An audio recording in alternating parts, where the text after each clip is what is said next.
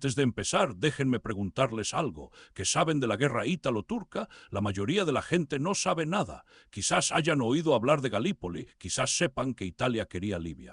Pero esto es lo que probablemente no sepan. En 1911, una de las grandes potencias europeas envió un ejército a conquistar el norte de África y fue sistemáticamente destruida por una coalición de oficiales otomanos y tribus beduinas que consideraban primitivas. Esta no es una historia sobre el triunfo colonial europeo.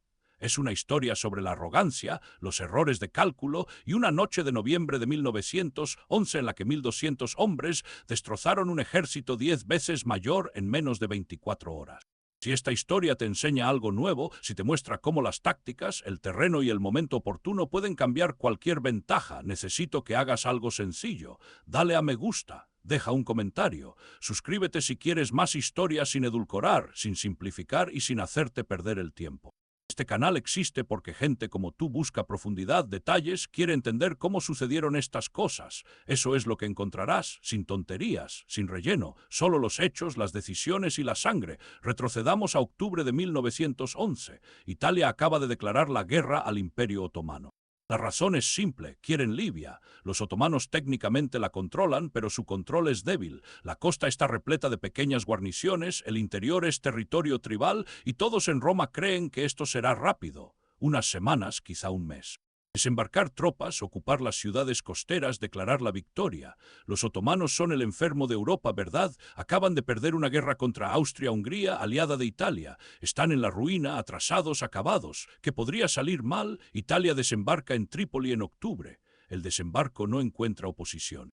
La guarnición otomana se retira sin mayor resistencia. Los periódicos italianos declaran la victoria. El rey Víctor Manuel III está eufórico. El pueblo italiano celebra. Libia será suya. Es su destino manifiesto. Dicen, Italia merece un imperio. Francia tiene Marruecos, Gran Bretaña Egipto, ahora Italia tiene Libia.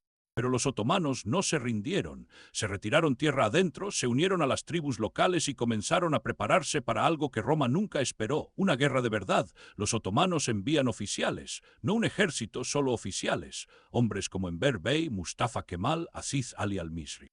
No son comandantes de guarnición esperando jubilarse, son oficiales jóvenes agresivos con una fuerte ideologización que ven a Libia como un caso de prueba. ¿Puede el Imperio Otomano contraatacar al imperialismo europeo? ¿Pueden los musulmanes resistir la conquista cristiana? No tienen divisiones, no tienen artillería. Lo que tienen es conocimiento de tácticas modernas, experiencia de los Balcanes y la capacidad de organizar a los combatientes tribales en algo similar a una fuerza efectiva. Esto es lo que necesitas saber sobre el terreno. La costa libia es una delgada franja de tierra semicultivable con el desierto como fondo. Los italianos controlan los puertos, Trípoli, Bengasi, Tobruk, Derna, pero el control significa que controlan la ciudad y quizás algunos kilómetros a su alrededor. Más allá, territorio otomano y tribal. Los italianos construyen perímetros defensivos alrededor de cada ciudad, trincheras, alambre de púas, posiciones de artillería. Todavía no intentan conquistar el interior, se están consolidando. El plan es esperar refuerzos y luego avanzar tierra adentro una vez que tengan una fuerza abrumadora. Pero los otomanos y sus aliados libios no esperan, están investigando, poniendo a prueba, asaltando las columnas de suministro, disparando a los centinelas, obligando a los italianos a mantenerse en alerta máxima. Los italianos responden con patrullas, reconocimiento y ocasionales expediciones punitivas al campo. Es una guerra de baja intensidad. Escaramuzas, nadie muere en grandes cantidades todavía, pero está agotando a las tropas italianas. Pensaron que ocuparían ciudades obedientes. En cambio, están defendiendo trincheras en el calor, observando el horizonte, esperando un ataque que llega a intervalos aleatorios. Hablemos ahora de las fuerzas italianas cerca de Trípoli. A finales de noviembre de 1911 había aproximadamente 12,000 soldados italianos acampados en la zona de Ain Sara y sus alrededores, a unos 10 kilómetros al sur de Trípoli. No se trataba de una posición fortificada, sino de una zona de preparación avanzada. Los italianos planeaban una ofensiva. Quieren adentrarse más en el interior, asegurar los oasis y cortar las líneas de suministro otomanas. Para ello necesitaban concentrar fuerzas fuera del perímetro de la ciudad, así que establecieron este campamento en Ain Sara. Se suponía que sería temporal, acumularían suministros, concentrarían fuerzas y luego avanzarían. El campamento no está bien defendido. Hay trincheras, pero son poco profundas. Hay alambre de púas, pero está incompleto. Los italianos tienen artillería, pero está posicionada para operaciones ofensivas, no defensivas. Los comandantes dan por sentado que están a salvo. Están a 10 kilómetros de Trípoli. Cuentan con 12,000 hombres. Cuentan con fusiles modernos, ametralladoras y cañones de campaña. El enemigo son combatientes tribales dispersos y un puñado de oficiales otomanos con equipo obsoleto. ¿Qué van a hacer? ¿Lanzar un ataque frontal masivo? Eso sería un suicidio. Los italianos se equivocan. Los otomanos y los libios planean precisamente eso, pero no un asalto frontal a plena luz del día, una incursión nocturna, rápida, brutal, abrumadora. Atáquenlos cuando duermen, cuando su artillería es inútil, cuando la confusión es su aliada. El plan es simple: reunir a todos los combatientes disponibles, avanzar al amparo de la oscuridad, infiltrarse en el perímetro italiano y sembrar el caos máximo antes de que puedan organizar una defensa. El oficial otomano al mando táctico es Aziz Ali al-Misri. Nacido en Egipto, entrenado en el Imperio Otomano, ha visto lo que los ejércitos europeos pueden hacer cuando están preparados. También ha visto lo que sucede cuando no lo están. La clave es la sorpresa, la clave es la velocidad. No se intenta mantener el terreno. No se intenta ocupar el campamento. Se mata a todos los que se pueda, se destruye todo lo que se pueda y desaparece antes del amanecer. Si se hace bien, el daño psicológico es peor que las bajas físicas. Al-Misri cuenta con unos 1.200 combatientes. Una mezcla de soldados otomanos, voluntarios árabes y miembros de tribus beduinas. Algunos tienen fusiles modernos, otros armas antiguas. Lo que todos tienen es motivación. Los italianos son invasores. Esta es su tierra. Los otomanos han presentado esto como una yihad, una guerra santa contra la agresión cristiana. Ya sea que se luche por la religión, por la tierra o por el Estado otomano, el mensaje es el mismo: expulsarlos. La fecha es el 23 de noviembre de 1911. Es miércoles. Los italianos en Ain Zara no tienen ni idea de lo que se avecina.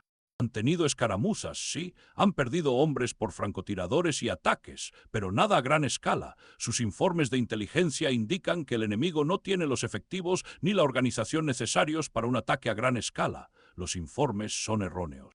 Al-Misri coloca a sus hombres en posición después del atardecer. Avanzan lenta y silenciosamente, sin fuegos artificiales, sin hablar. Los exploradores llevan días vigilando el campamento italiano. Saben dónde están las trincheras, dónde están los centinelas y dónde está la artillería. El plan es atacar varios puntos simultáneamente.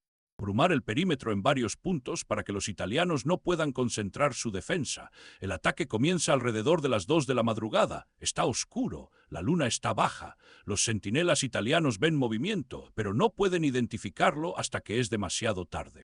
Los primeros disparos vienen a corta distancia. Entonces empiezan los gritos. Combatientes otomanos y libios entran en tropel por las brechas en la alambrada, por trincheras poco profundas, hasta el propio campamento. Los italianos son tomados completamente por sorpresa. Los hombres duermen en tiendas de campaña.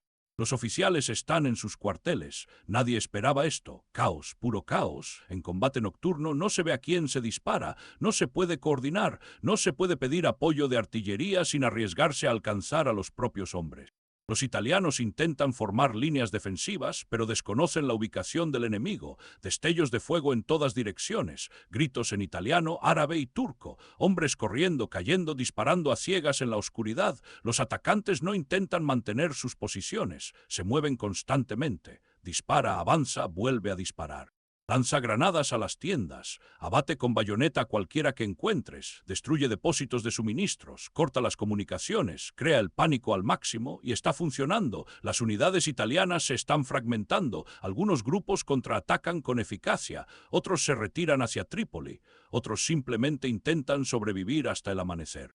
La artillería italiana es inútil. No se puede disparar con cañones de campaña contra el propio campamento. Las posiciones de ametralladoras son invadidas antes de que puedan establecer un campo de tiro. Los italianos tienen una potencia de fuego superior en teoría, pero en la confusión de una incursión nocturna, nada de eso importa. Lo que importa es quién es más agresivo, quién está más dispuesto a acercarse al cuerpo a cuerpo, quién se siente más cómodo en la oscuridad. A las 4 de la madrugada, la posición italiana se derrumba. Las unidades se retiran poco a poco. El campamento arde, las tiendas de suministros arden, la munición explota, los heridos gritan. Los combatientes otomanos y libios avanzan sin dar tiempo a los italianos a reagruparse.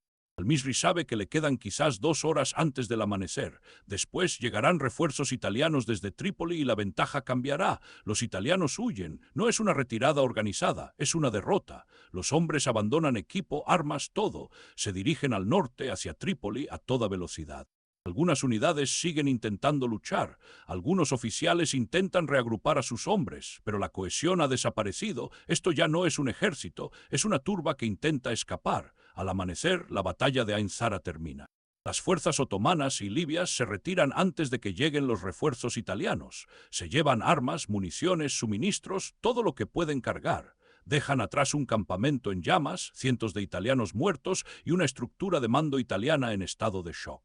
La cuenta del carnicero. Los italianos pierden entre 300 y 500 hombres y cientos más resultan heridos o desaparecidos. Las pérdidas de equipo son asombrosas. Fusiles, ametralladoras, piezas de artillería, toneladas de munición y suministros. Las fuerzas otomanas y libias pierden menos de 50 hombres. No se trata ni de lejos de una lucha en igualdad de condiciones, es una masacre, pero esto es lo que hace que Ain Zara sea significativo. No se trata solo de una derrota táctica, es un desastre estratégico. Italia envió una fuerza expedicionaria a Libia esperando una rápida guerra colonial. Esperaban que los otomanos se rindieran, esperaban que los locales se sometieran. En cambio, fueron humillados por una fuerza que era una 10ª parte de su tamaño. La noticia llega a Roma en cuestión de días. La prensa italiana está indignada, el gobierno está en apuros. ¿Cómo sucedió esto? ¿Cómo fueron destruidas las tropas europeas modernas por lo que llamaban bárbaros? La respuesta es simple, los italianos subestimaron a su enemigo. Asumieron que la superioridad tecnológica significaba la victoria automática. Asumieron que los otomanos eran demasiado débiles y los libios demasiado primitivos para luchar eficazmente. Se equivocaron en ambos aspectos. Los oficiales otomanos conocían las tácticas modernas. Los combatientes libios conocían el terreno y tenían todas las razones para luchar con ahínco. Y cuando se combina la habilidad táctica con una alta motivación y el factor sorpresa, la cantidad y el equipo no importan tanto como se cree. Italia no se retira, no puede. El orgullo nacional está en juego. En cambio, envía más tropas a Libia. A principios de 1912 había más de 100,000 soldados italianos en Libia. Lenta y dolorosamente expanden su control. Usan aviones para reconocimiento por primera vez en la historia. Usan vehículos blindados. Construyen ferrocarriles. Cometen atrocidades contra la población civil para romper la resistencia. Les toma 20 años más pacificar completamente Libia e incluso entonces persisten focos de resistencia hasta la década de 1930. Los oficiales otomanos finalmente se marchan, el imperio se derrumba. Hay guerras en los Balcanes, guerras en Anatolia. Enver Mustafa Kemal y los demás desempeñan papeles importantes en la Primera Guerra Mundial y la Guerra de Independencia de Turquía, pero en 1911, en los desiertos de las afueras de Trípoli, demuestran algo: los imperios europeos no son invencibles, la tecnología no basta. La voluntad, la táctica y el terreno pueden superar las ventajas materiales. Hoy en día, Ain Zara ha sido olvidada por la mayoría de la gente. Es una nota al pie en el período previo a la Primera Guerra Mundial. Pero para los hombres que estuvieron allí, para los italianos que huyeron en la oscuridad y los otomanos que los persiguieron, lo fue todo. Una noche, una decisión de atacar, una incursión perfectamente ejecutada y 12,000 hombres derrotados en 24 horas. Esa es la historia. Si esto te enseñó algo, si te dio una nueva perspectiva sobre la guerra colonial o la decadencia de los imperios, haz una cosa: dale a me gusta, deja un comentario, dime qué te pareció, dime si conocías esta batalla, dime si quieres más historias como esta. Estamos construyendo algo aquí, un lugar donde la historia adquiere la profundidad y el respeto que merece. Tú formas parte de eso. Suscríbete si aún no lo has hecho. Comparte esto si te conmovió y nos vemos en la próxima. La derrota italiana en Ain Zara no ocurrió en el vacío. Para entender cómo 1.200 hombres destruyeron una fuerza 10 veces mayor, es necesario comprender qué llevó a Italia a Libia en primer lugar.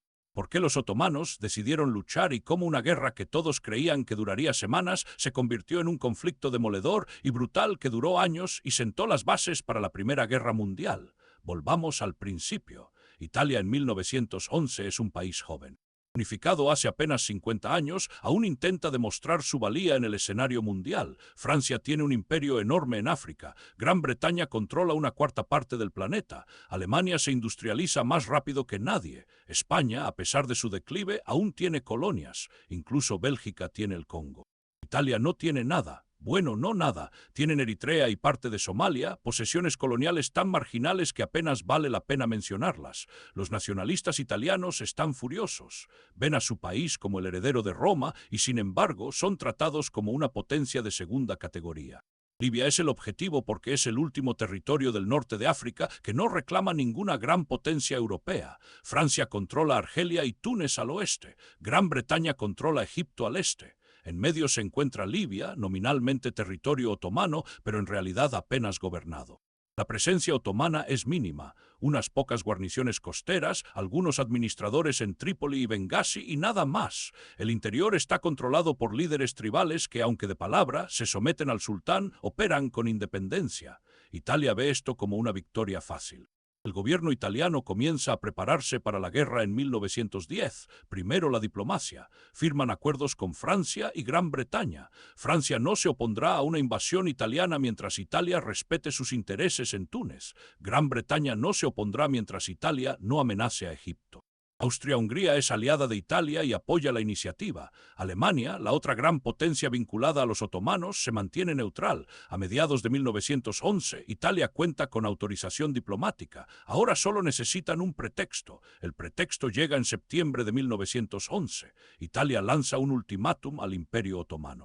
Afirman que los otomanos maltratan a los ciudadanos italianos en Libia, que el régimen otomano es opresivo y que Italia tiene el deber de intervenir por razones humanitarias. Es absurdo. Apenas hay ciudadanos italianos en Libia.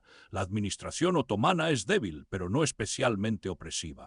Esto es imperialismo descarado disfrazado de moralismo. Los otomanos rechazan el ultimátum. Italia declara la guerra el 29 de septiembre de 1911. El plan italiano es sencillo: desembarcar tropas en las principales ciudades costeras, Trípoli, Bengasi, Tobruk, Derna, ocuparlas y declarar Libia un protectorado italiano. Los otomanos no lucharán seriamente porque no pueden permitirse otra guerra. Ya lidian con problemas y tensiones internas en los Balcanes. La población local podría resistirse, pero es tribal, está desorganizada y tiene un armamento primitivo. Unos pocos batallones italianos con armas modernas serán más que suficientes. La guerra terminará para Navidad. La primera fase transcurre según lo previsto. El 3 de octubre, las fuerzas italianas desembarcan en Trípoli. La guarnición otomana, ampliamente superada en número, se retira hacia el sur, al interior. No hay una batalla importante. Los italianos ocupan la ciudad sin oposición. Durante las 2 semanas siguientes, las fuerzas italianas desembarcan en Bengasi, Tobruk y Derna. La misma historia: ligera resistencia, retiradas otomanas, ocupación italiana. A mediados de octubre, Italia controla la costa. Los periódicos romanos son triunfantes. Se declara la victoria. Libia es italiana, excepto que no lo es. Los otomanos no se retiraron porque estuvieran derrotados, se retiraron porque luchar en las ciudades habría sido un suicidio. Los superaban en número y armamento y estaban aislados de los refuerzos, pero retirarse tierra adentro les da opciones. Pueden reagruparse, pueden unirse con líderes tribales.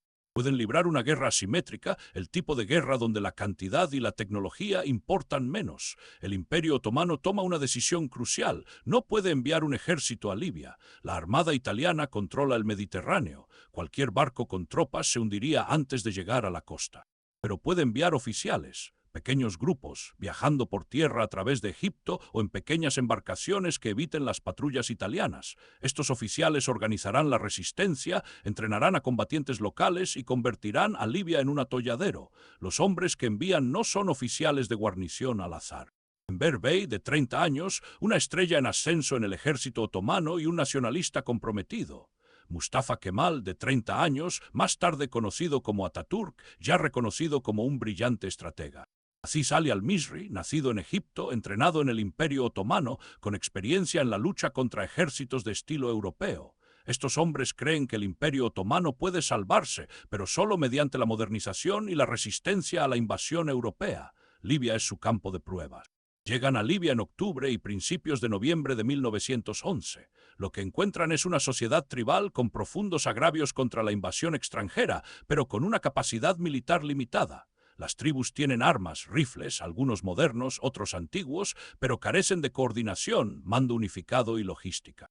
Los oficiales otomanos aportan lo que falta: liderazgo, entrenamiento y una estrategia coherente. La estrategia es simple: evitar las batallas campales. Los italianos tienen una potencia de fuego superior. En combate abierto ganan. En lugar de eso, atacar sus líneas de suministro, asaltar sus puestos de avanzada, emboscar a sus patrullas, oblígalos a dispersarse, a guarnecer cada pueblo y aldea, a malgastar recursos protegiendo el desierto, y cuando surja la oportunidad, cuando estén vulnerables, concentrados y desprevenidos, atacarlos con fuerza. A finales de octubre, la posición italiana es menos segura de lo que parece. Controlan las ciudades, sí, pero solo las ciudades. Las patrullas que se aventuran más allá de los perímetros son hostigadas, las columnas de suministro son atacadas, los centinelas son atacados con francotiradores, los italianos responden construyendo perímetros defensivos, trincheras, alambre de púas, fortificaciones. Están convirtiendo las ciudades costeras de Libia en campamentos armados. El mando italiano está frustrado. No se habían comprometido con esto. Esperaban una guerra colonial rápida, no una insurgencia aplastante, pero ahora están comprometidos. Retirarse sería una humillación nacional, así que se atrincheran y esperan refuerzos. Para noviembre hay más de 30.000 soldados italianos en Libia. Hay más en camino. El plan es acumular una fuerza abrumadora, luego avanzar tierra adentro y aplastar la resistencia de una vez por todas. Aquí es donde entra en escena Ansara. A finales de noviembre de 1911, el mando italiano decide preparar una ofensiva al sur de Trípoli. El objetivo era asegurar los oasis y las zonas agrícolas del interior, aislando a las fuerzas otomanas y tribales de los recursos y el apoyo. Para ello, necesitaban una plataforma de avanzada. Eligieron a Ansara, un lugar a unos 10 kilómetros al sur de Trípoli. No era una ciudad, sino una zona con agua y terreno llano, ideal para un gran campamento. Las fuerzas italianas en Ansara se concentran hasta mediados de noviembre. Para el 23 de noviembre hay aproximadamente 12.000 hombres acampados allí, batallones de infantería, baterías de artillería, unidades de abastecimiento e ingenieros. Es un enorme centro logístico. Tiendas de campaña cubren la zona. Los depósitos de suministros contienen munición, alimentos, suministros médicos, todo lo necesario para una campaña prolongada. Los italianos se preparan para avanzar, no para defender. Las trincheras son poco profundas. El alambre está incompleto. Las posiciones defensivas miran al sur, hacia la dirección prevista de aproximación del enemigo. Los líderes otomanos y libios ven una oportunidad. Los italianos han concentrado una enorme fuerza en una posición vulnerable. Está fuera de las principales defensas de Trípoli, pero lo suficientemente cerca como para creer que están a salvo. El campamento está mal fortificado porque los italianos no esperan un ataque importante. Después de todo, ¿cómo podría el enemigo reunir suficientes fuerzas para amenazar a 12.000 hombres? Aziz Ali al-Misri coordina la planificación. Sabe que no puede igualar la potencia de fuego italiana en una batalla convencional, pero en una incursión nocturna, la potencia de fuego no importa tanto. La oscuridad neutraliza la artillería y las ametralladoras. La confusión neutraliza la superioridad numérica. Si atacas rápido y con fuerza, si te infiltras antes de que se den cuenta de lo que está sucediendo, puedes causar daños catastróficos antes de que organicen una defensa. Al-Misri comienza a reunir fuerzas a mediados de noviembre. Soldados otomanos, voluntarios árabes, combatientes beduinos, algunos vienen de la zona de Trípoli, otros viajan desde Bengasi o del interior. La comunicación es difícil, no hay radios ni líneas telegráficas. Los mensajes los llevan jinetes.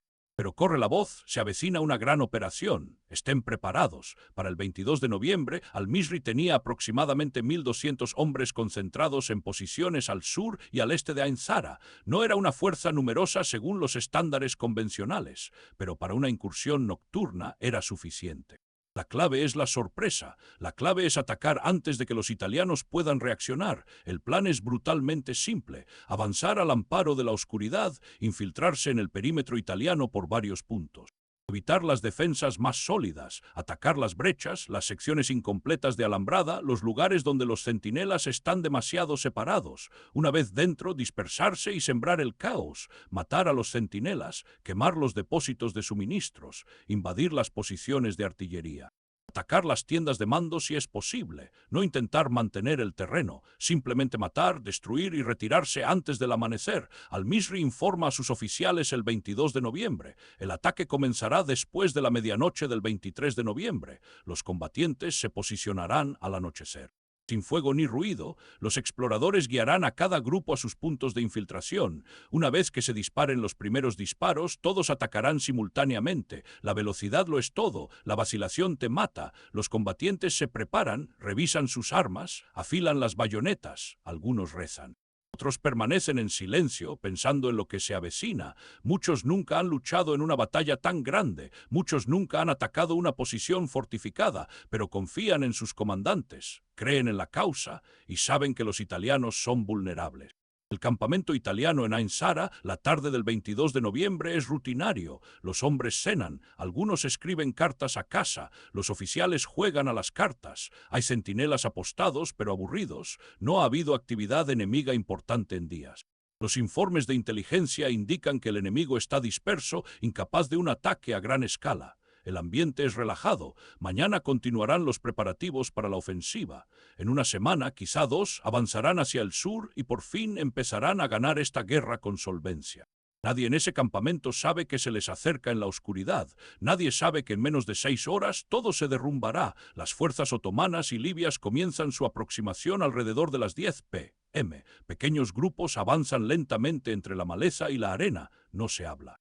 Solo se hacen señales con las manos. Los exploradores van adelante, marcando los caminos e identificando a los centinelas. El perímetro italiano tiene quizás 1 kilómetro de circunferencia, demasiado grande para ser protegido eficazmente por el número de centinelas de guardia. Hay huecos, siempre los hay.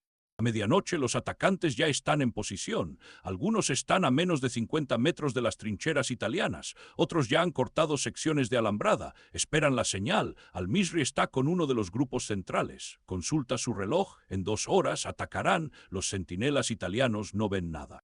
No oyen nada, es una noche tranquila, la luna está baja, la visibilidad es escasa, un centinela cree oír movimiento al sur, pero no ve nada al escudriñar en la oscuridad, se encoge de hombros y continúa su patrulla. Le quedan 30 minutos de vida.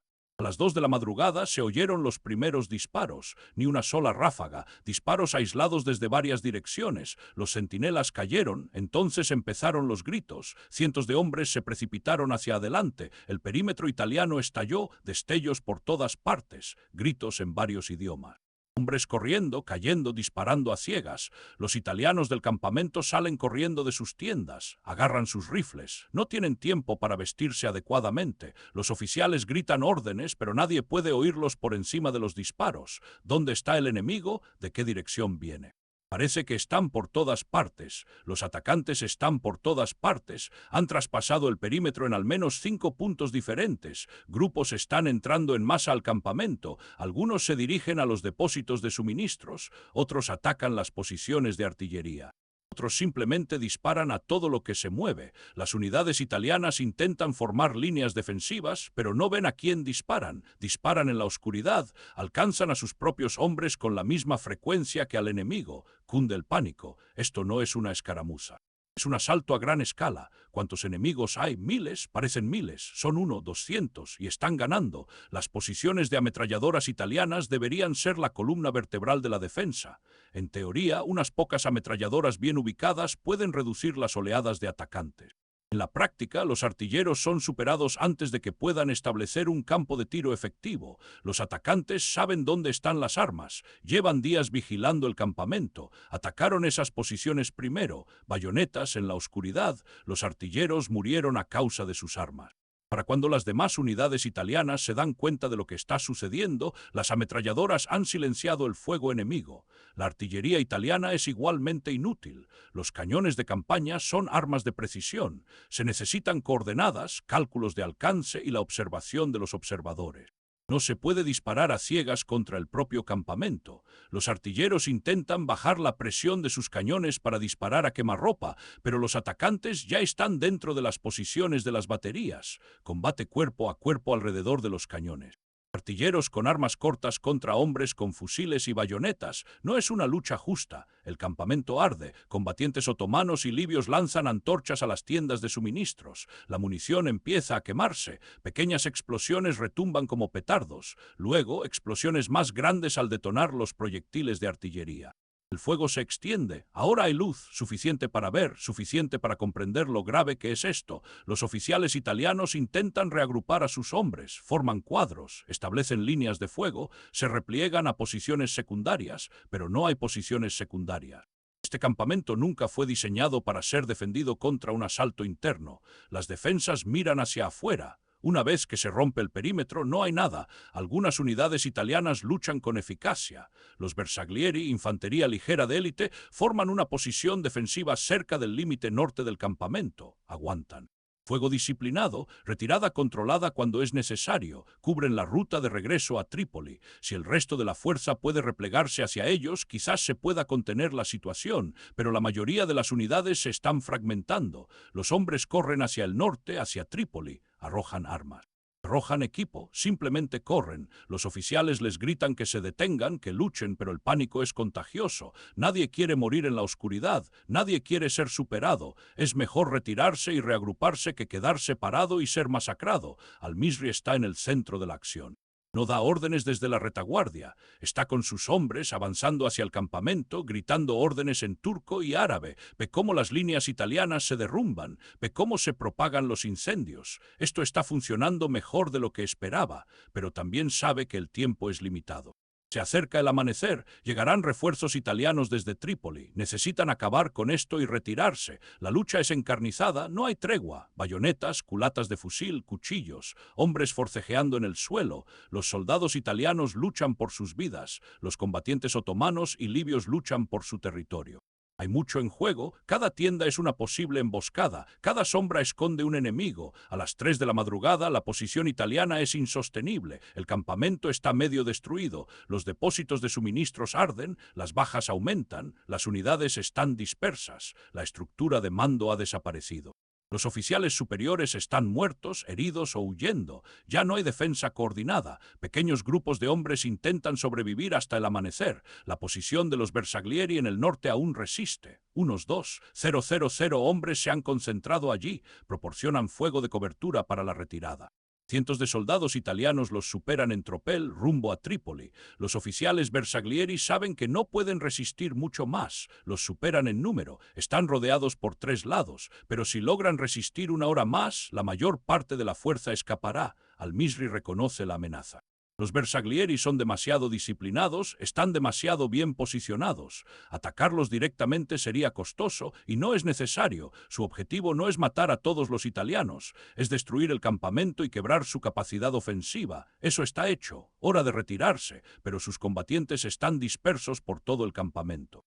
Retirarlos en la oscuridad es casi imposible. Algunos grupos siguen combatiendo, otros saquean tiendas de suministros, otros han perseguido a los italianos que huyen más allá del perímetro. Al-Misri envía mensajeros para ordenar la retirada. Algunos grupos captan el mensaje, otros no. La retirada italiana se convierte en una derrota.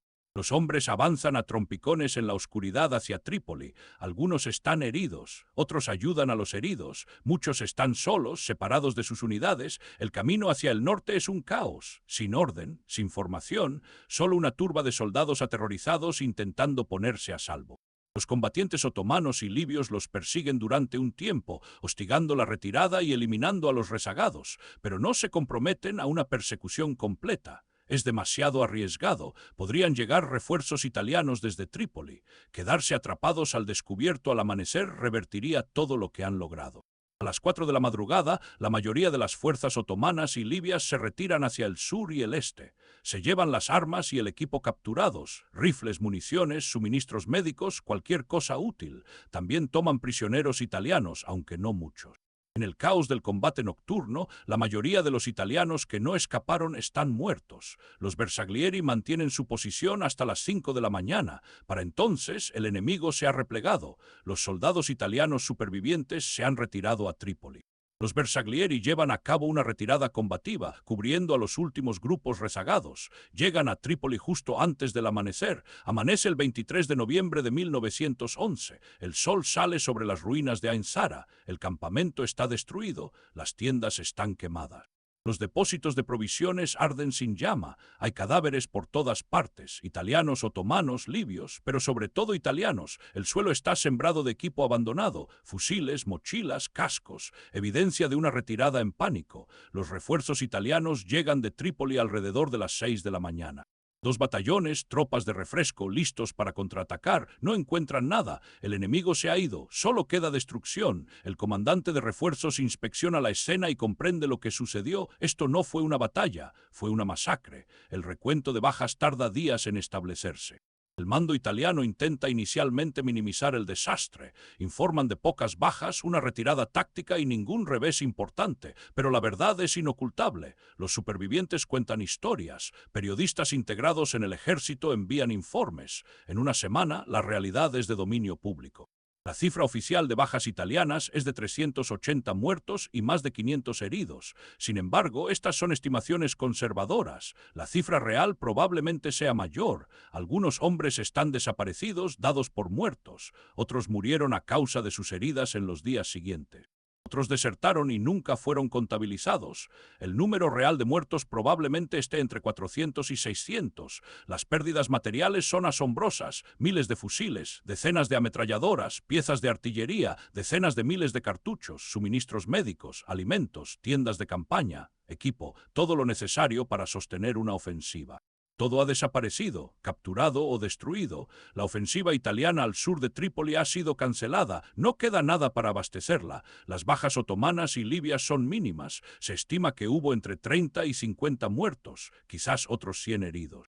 La proporción de victorias es de 10-1 o incluso mayor. Este es uno de los enfrentamientos más desiguales de toda la guerra. La noticia llega a Roma el 24 de noviembre. El gobierno está en crisis. ¿Cómo sucedió esto? ¿Cómo una expedición colonial se convirtió en un desastre? Italia envió 12,000 hombres con armas modernas para ocupar un territorio débilmente defendido. En cambio, fueron derrotados por una fuerza 10 veces menor que la suya, utilizando tácticas que no deberían haber funcionado. La prensa italiana estalla. Los periódicos de la oposición atacan duramente al gobierno. Los periódicos pro-guerra exigen responsabilidades. ¿Quiénes son los responsables? Los comandantes de campo, los oficiales de inteligencia que dijeron que el enemigo no podía organizar un ataque importante, los políticos que prometieron una guerra rápida y fácil. La opinión pública cambia. Antes de Ain Sara, la mayoría de los italianos apoyaban la guerra. Se suponía que Libia sería el imperio de Italia, el lugar de Italia bajo el sol. Después de Ain Sara surgen dudas. ¿Vale la pena? ¿Cuántos hombres más morirán por una franja de desierto? Pero el gobierno italiano no puede ceder. El honor nacional está en juego. Si se retiran ahora, demostrarán que ni siquiera pueden conquistar una débil provincia otomana. Todas las demás potencias europeas se burlarán de ellos. Italia será un chiste. Así que la decisión está tomada: redoblar esfuerzos. Enviar más tropas, más barcos, más recursos. Ganar esta guerra cueste lo que cueste. Para diciembre de 1911 las tropas italianas en Libia superaban los 50,000. A principios de 1912 superaban los 100,000. Ya no se arriesgaban. Iban a aplastar la resistencia con su número y serían brutales. Castigos colectivos para las aldeas que apoyaran la resistencia, deportaciones masivas, ejecuciones de presuntos combatientes. Se acabaron las manos. Las fuerzas otomanas y libias no pueden igualar esa escalada. Carecen de efectivos, carecen de las líneas de suministro necesarias. Tras Ain Sara, continúan atacando y hostigando las posiciones italianas, pero la situación estratégica se deteriora. Los italianos están expandiendo su control lenta y metódicamente, construyen carreteras, establecen puestos fortificados, cortan los bastiones de la resistencia. El propio Imperio Otomano se derrumba bajo múltiples presiones. En octubre de 1912, los estados balcánicos atacan. Comienza la Primera Guerra de los Balcanes. Los otomanos luchan en Europa. No pueden mantener sus operaciones en Libia. En octubre de 1912 firman el Tratado de Ouchi, cediendo oficialmente Libia a Italia. Pero el tratado es una formalidad. La lucha no cesa. La resistencia libia continúa con o sin el apoyo otomano. Italia pasa los siguientes 20 años pacificando Libia. Utiliza aviones, vehículos blindados, campos de concentración y armas químicas. La última gran resistencia es aplastada a principios de la década de 1930 bajo el mando de Mussolini. Para entonces, decenas de miles de libios han muerto. Enver Bey regresa al Imperio Otomano y se convierte en uno de los líderes de la revolución de los jóvenes turcos. Desempeñará un papel fundamental en la Primera Guerra Mundial. Morirá en 1922 luchando contra los bolcheviques en Asia Central. Mustafa Kemal regresa y lucha en las guerras de los Balcanes y luego en la Primera Guerra Mundial. Defiende Galípoli, lidera la guerra de independencia de Turquía, se convierte en Atatürk, el fundador de la Turquía moderna. Recordará Libia como una de sus primeras lecciones de guerra asimétrica contra los imperios europeos. Aziz Ali al-Misri participó en la Primera Guerra Mundial, fue capturado por los británicos, liberado y posteriormente participó en los movimientos nacionalistas árabes. Falleció en 1965 tras presenciar el fin del Imperio Otomano y el surgimiento de estados árabes independientes. Los oficiales italianos que sobrevivieron a Ain Zara llevan el recuerdo para el resto de sus vidas. Algunos son destituidos, con sus carreras terminadas, otros son reasignados discretamente.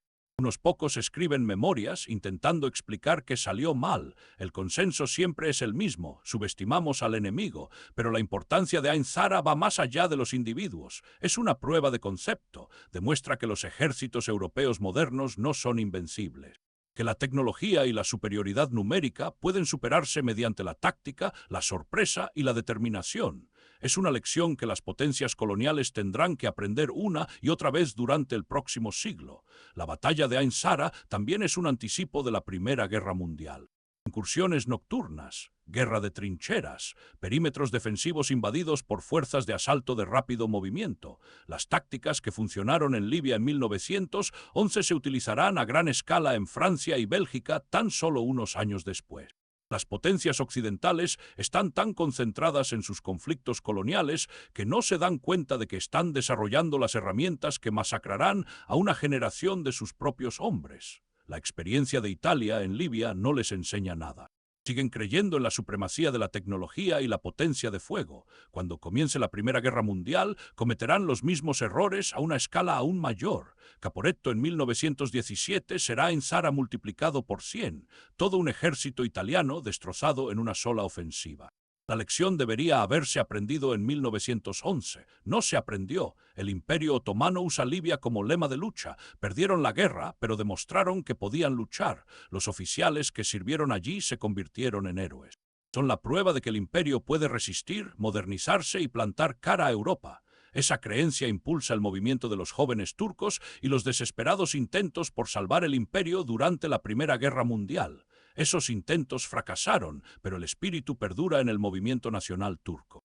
Para Libia, Ain Zara es un momento de orgullo y un presagio de tragedia. La resistencia luchó con fiereza, ganaron batallas, pero perdieron la guerra. El colonialismo italiano será brutal y destructivo. Las cicatrices perdurarán décadas.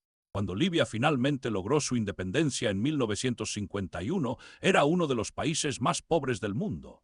El período colonial extrajo riqueza y destruyó las estructuras tradicionales sin construir nada sostenible en su lugar.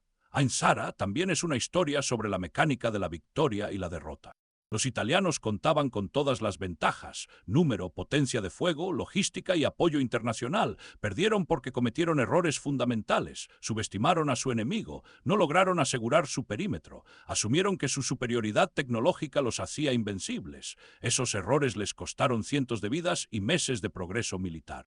Las fuerzas otomanas y libias ganaron porque comprendieron la situación con claridad. Sabían que no podían ganar una batalla convencional, así que no lucharon de forma convencional. Eligieron el momento y el lugar. Usaron la oscuridad para neutralizar las ventajas italianas.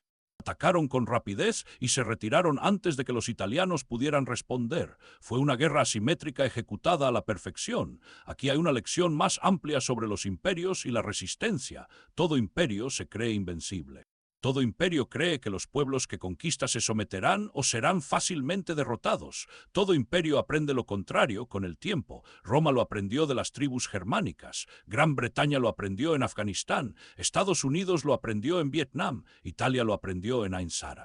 La lección siempre es la misma. Conquistar es fácil, ocupar es difícil. Se pueden ganar las batallas y aún así perder la guerra. Se puede tener armas superiores y aún así perder contra quienes están más motivados, conocen mejor el terreno y están más dispuestos a aceptar bajas.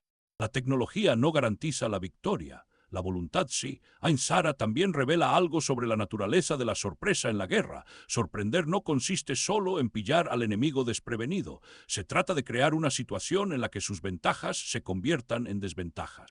Los italianos tenían artillería, pero en una incursión nocturna dentro de su propio campamento no pudieron usarla. Tenían ametralladoras, pero las tripulaciones fueron superadas antes de que pudieran establecer posiciones de fuego.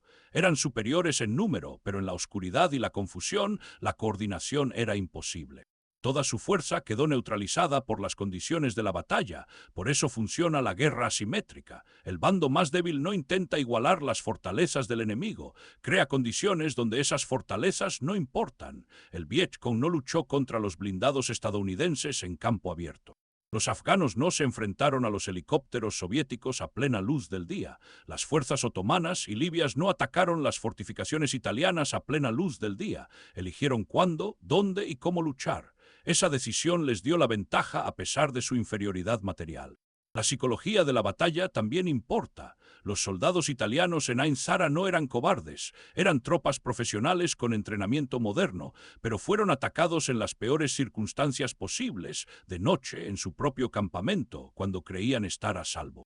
El impacto psicológico fue tan devastador como la agresión física. Hombres que podrían haber luchado con valentía en una batalla convencional entraron en pánico porque nada tenía sentido. ¿Dónde estaba el enemigo? ¿Cuántos eran? ¿Por qué las defensas no resistían? El pánico se propaga más rápido que el fuego.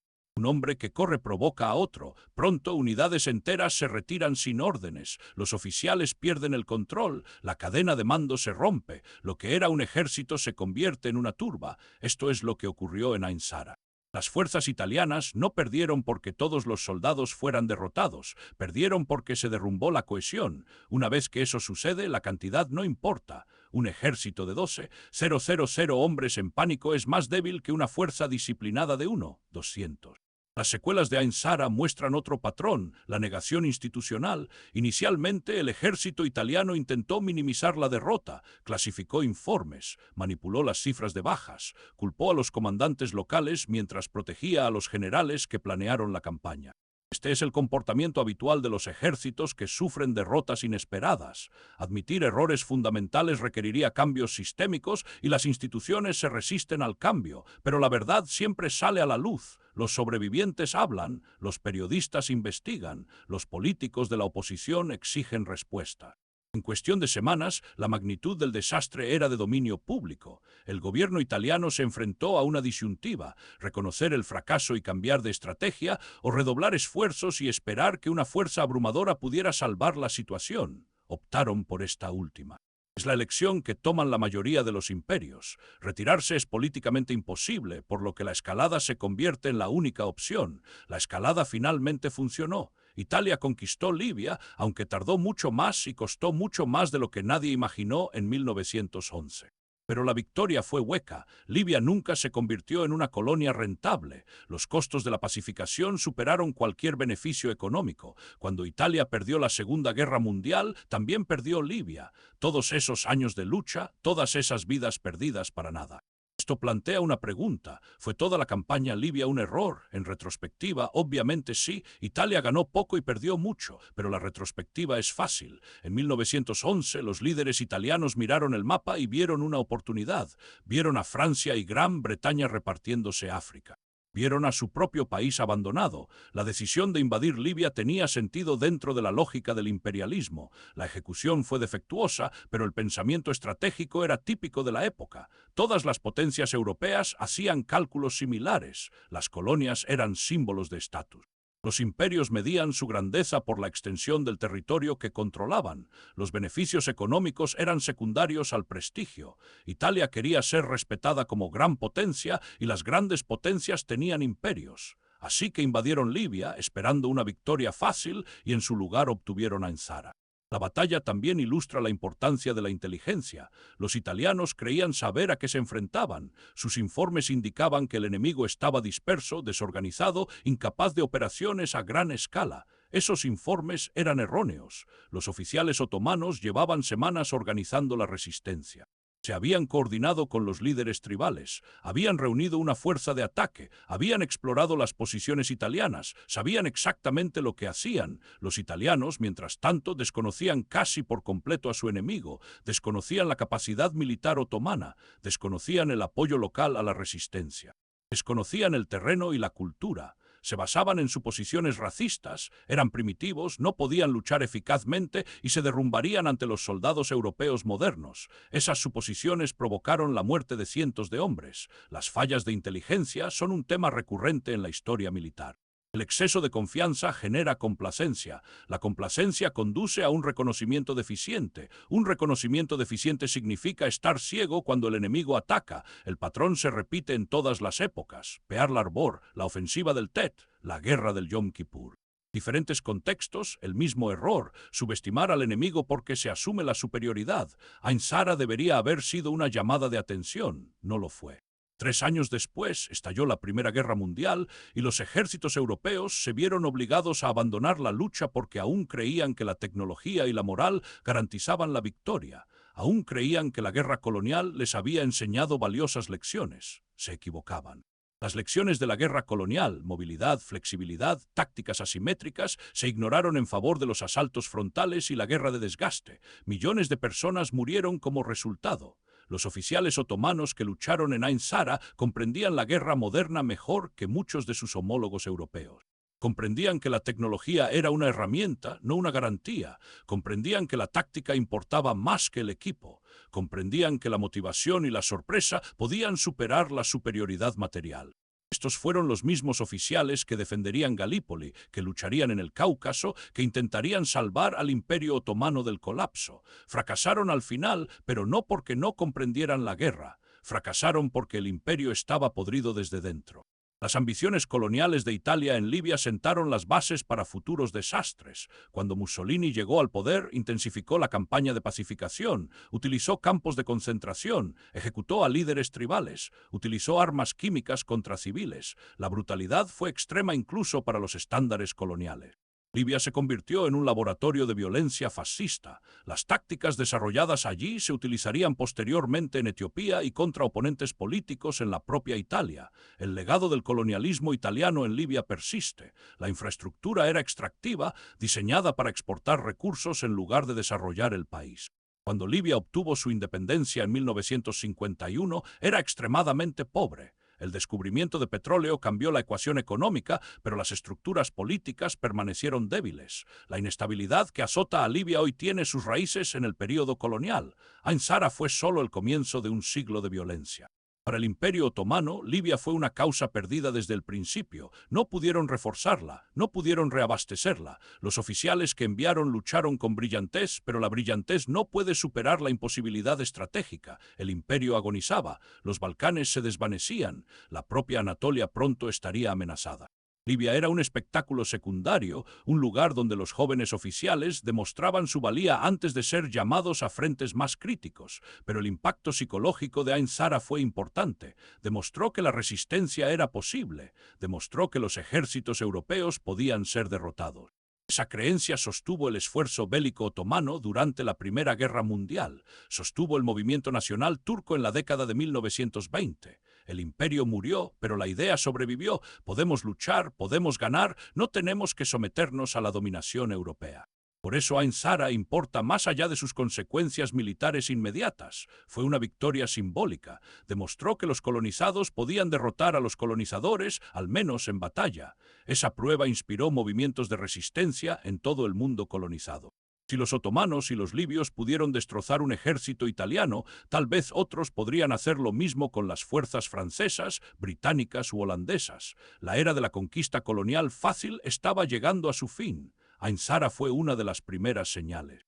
Vale la pena recordar los detalles tácticos de la batalla. Las incursiones nocturnas requieren una disciplina extraordinaria. Se necesita una planificación minuciosa, reconocimiento, coordinación, soldados capaces de navegar en la oscuridad, de permanecer en silencio y de atacar con decisión cuando llegue el momento.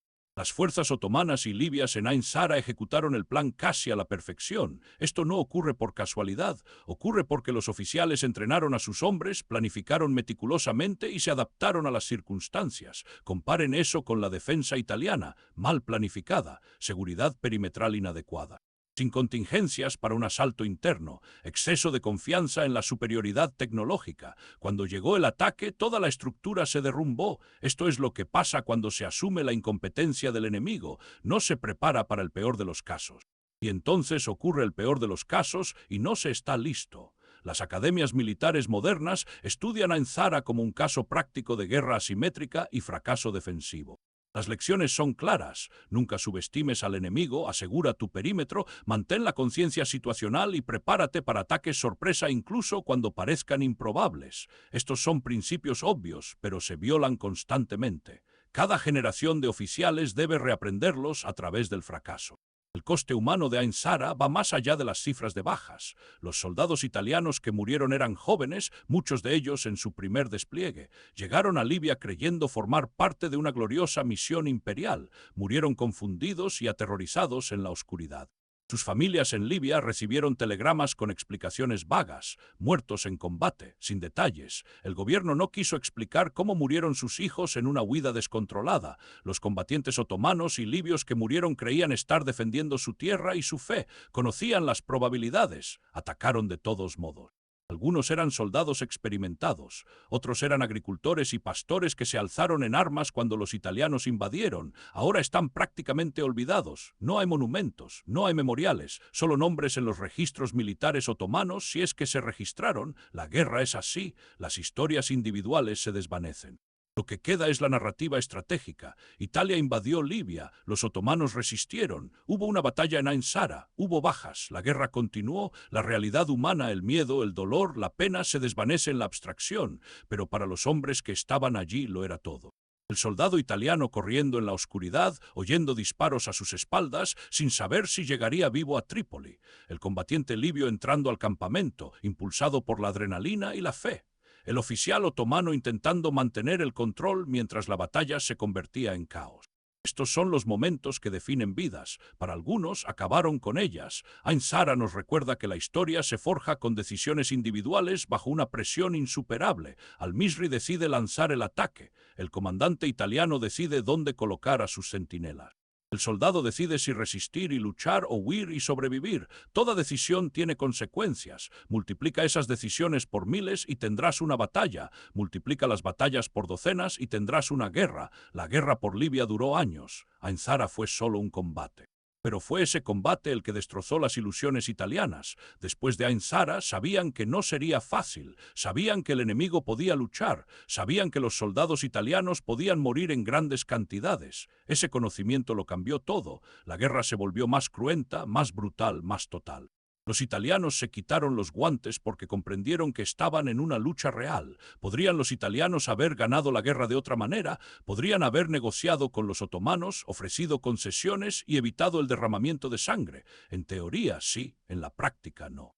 Ambos bandos habían apostado su prestigio al resultado. Italia no podía ceder sin humillarse. Los otomanos no podían ceder territorio sin parecer débiles. Así que la guerra continuó hasta que un bando estuvo demasiado exhausto para continuar. Esa es la tragedia de las guerras imperialistas. A menudo son innecesarias. Los territorios no compensan el coste, los beneficios estratégicos son marginales, pero una vez que se empieza, detenerse es políticamente imposible. Los líderes que ordenan retiradas son vistos como débiles. Las bajas son costos hundidos que justifican una mayor inversión. La lógica se vuelve circular. Hemos perdido tantos hombres que tenemos que seguir luchando para que sus muertes tengan sentido. Italia perdió miles de hombres en Libia. ¿Para qué? Una colonia en el desierto que nunca se amortizó. Orgullo nacional, quizás, la ilusión de una gran potencia. Pero en términos materiales, Libia fue una pérdida neta. A los italianos les habría ido mejor invirtiendo esos recursos en desarrollo nacional, pero los imperios no piensan así. Los imperios piensan en términos de territorio y prestigio, no en análisis de costo-beneficio.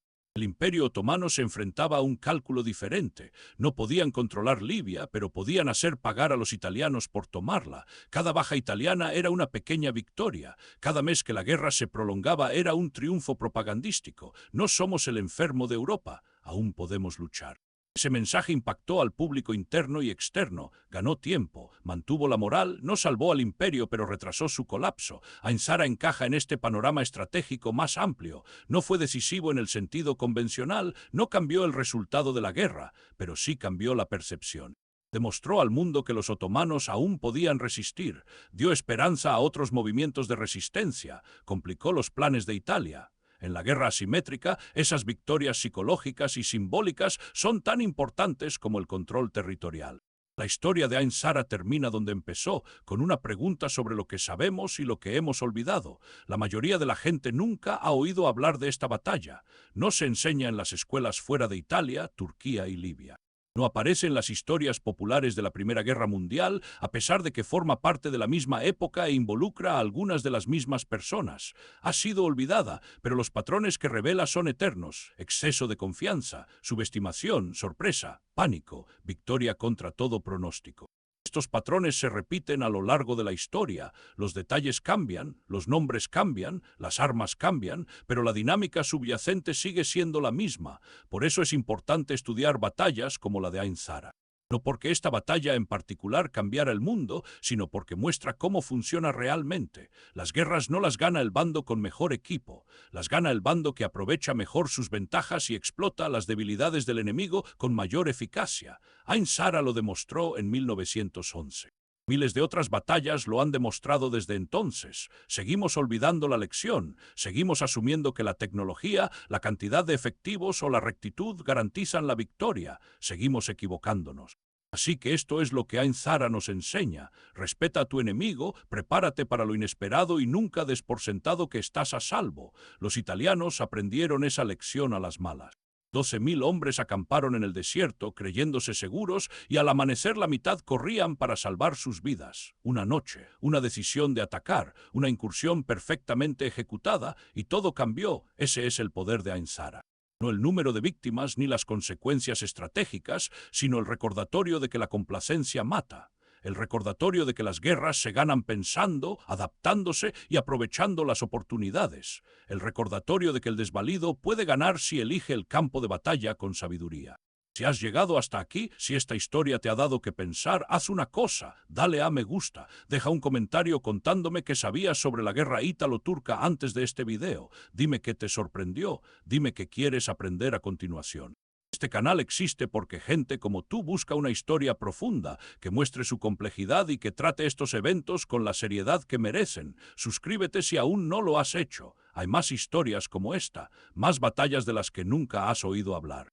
Más momentos en los que todo cambió, más lecciones que hemos olvidado y que debemos recordar. Las seguiré contando mientras sigas viendo. La historia no son solo fechas y nombres, son decisiones y consecuencias, son seres humanos bajo presión, son lecciones escritas con sangre que ignoramos bajo nuestra propia responsabilidad. Ain Sara ocurrió hace 113 años. Los hombres que lucharon allí murieron hace mucho tiempo. Los imperios a los que sirvieron se han derrumbado, pero la historia perdura y las lecciones persisten. Presten atención, porque en algún lugar, ahora mismo, alguien está cometiendo los mismos errores que los italianos. Alguien está subestimando a su enemigo, alguien está asumiendo que la tecnología garantiza la victoria, alguien está a punto de aprender la misma lección por las malas. No seas esa persona, aprende de la historia, aprende de Ain Sara. Aprende que 1.200 luchadores decididos pueden destruir a 12.000 soldados confiados si eligen el momento, controlan las condiciones y ejecutan sus acciones con precisión. Eso no es historia antigua, es una verdad eterna. Recuérdala, nos vemos en el próximo.